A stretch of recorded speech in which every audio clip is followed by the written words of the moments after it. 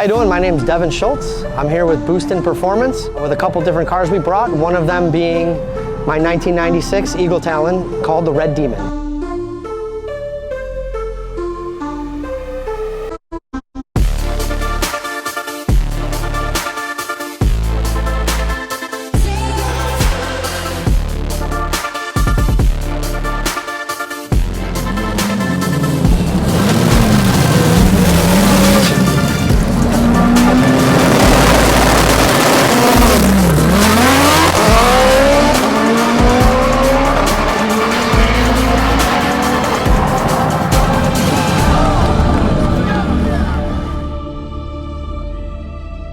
How did I get into cars? I would say probably my first couple memories would be like my dad working on, the family car in the garage. It was just the basic stuff, a brake job or an oil change.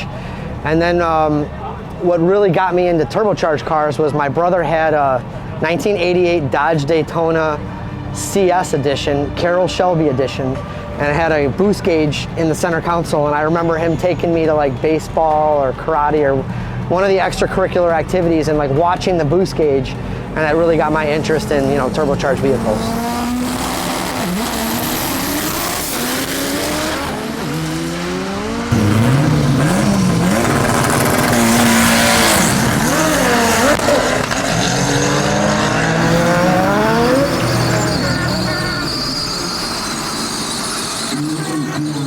How did I get into DSMs? I would say I had a group of buddies.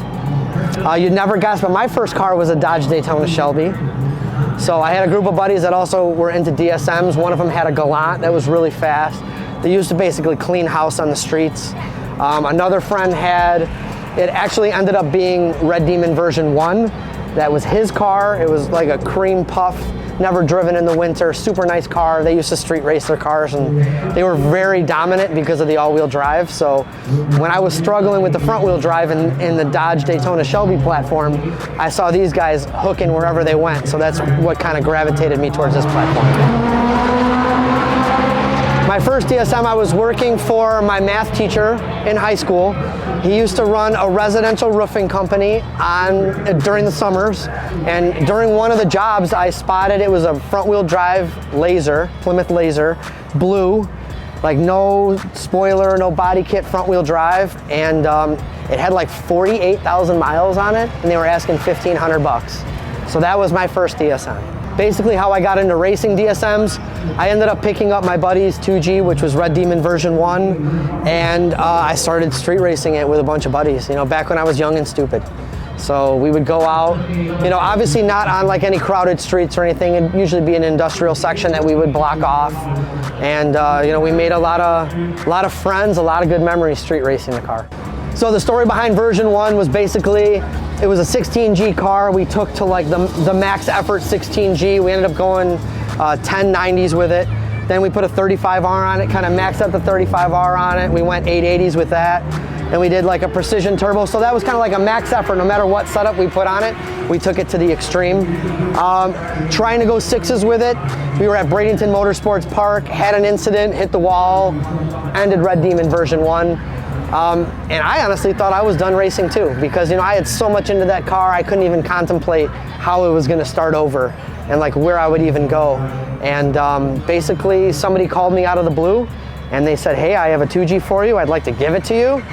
I saw some pictures of the car. It was like from, I want to say it was Nevada. Super nice, clean. It was a front wheel drive car. That's where Red Demon version 2 started.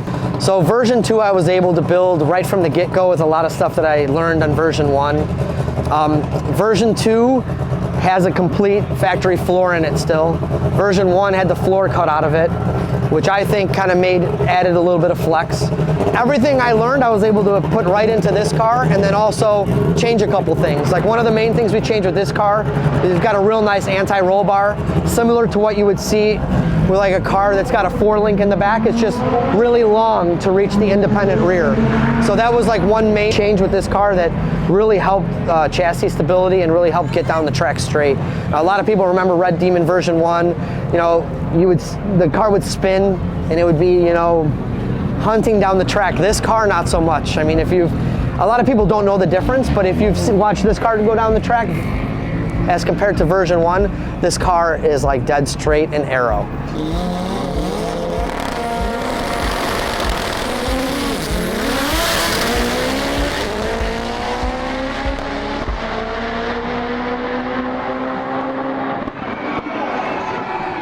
I think what separates us with Red Demon from everybody else is the fact that I build the engine for this car. I build the engine for all my customer cars. I tune this car. I do all the tuning for my customer cars. And then I race the car also. So I know the mechanical aspect, I know the tuning aspect, I know the driving aspect, and I can connect them all together into one fluid package that works. So I think that's what gives us the advantage, is because a lot of people, they'll get their engine from somewhere, they got their tuning from somewhere else, and then their driver feedback, they're trying to relay that to the tuner, and there's something lost in translation. So we're like, when you've got one guy, or even my customer has one guy that builds the engine, tunes the car, that helps my customers as well, because they're not having to talk to multiple people. You just gotta get out there and do it. I mean, being uncomfortable is like the name of the game. You gotta let yourself be uncomfortable, let yourself experience new things. I mean, every time I get in this car, I feel uncomfortable. You know what I mean? You feel the anxiety, you feel the excitement, you know what I mean? And don't shy away from that. Because, a lot of people will build a car and then they'll feel that for the first time and they'll be like, oh, racing's not for me. But, like pushing yourself and having yourself feel uncomfortable, I think is, how you elevate yourself and how you accomplish different things. So the DSM shootout to me is the best of the best when it comes to the Mitsubishi world. Like back in the day, it was John Shepard running the 770 in front of everybody, and that would be the video that I'd watch, probably for years, just thinking about how I could do that, or if I wanted to do that someday, and just watching everybody come before you, and then just watching it grow to GTRs and Evos, and this year it's absolutely packed, which from a racer standpoint, I want to get as many passes as I can, so it's not so great, but like from, my shop thrives on the community doing well. So to be out here and see the Mitsubishi community pack the parking lot from front to back, side to side, I mean, we're not going anywhere.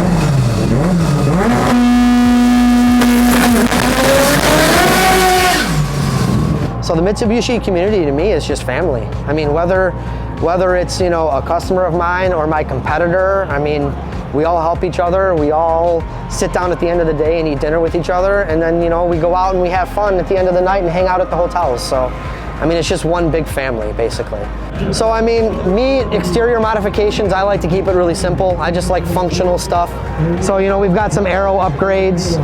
Pretty much the body of the car is pretty factory. When I first built this car, I built it as cheap as I could, version 2, so I didn't paint a lot of the parts. But, they get messed up as you race. I had a turbine wheel hit this fender, so I decided to paint them both. I had somebody on a bike maybe run into the door, so we painted those. So now, it's looking right, the way that I like it, which is kind of factory, all red. When it comes to the interior, it's got a 25.3 cage. It's certified to 6.0. Kind of the key features on the inside would probably be the Nexus R5 that runs everything. The power distribution module controls everything from the water pump to the fan to everything. It's really nice having it in one unit. So big shout out to Haltech. I mean, I use their stuff in all my cars and it's flawless. I'm able to integrate anything that I can think of from a tuning perspective. Like, hey, I want the car to do this, or I want this thing to start a timer that makes it do that. I mean, you can do anything. So a lot of the success I owe to that tuning platform, and yeah, big shout out to those guys. They have great support too. They're like 3/10 down from me. So the heart of the car, I would say, is the billet block. They're from Australia. We've got our own proprietary rods and pistons that we put in there. So it's a standard 2-liter long rod engine. The red line is 11,500 RPM. We run an 86 millimeter Apex turbo on it, upwards of 90 to 100 pounds of boost, and we've got a 250 shot on it when we need to chase somebody down, if we have to. I mean, I would say the thank yous would probably be my crew that's with me, helping me, because without these guys, I can't do anything, And then definitely my wife. My wife has supported me from the 16G days, way back when we were just dating, all the way until now, and without her, none of this would be possible.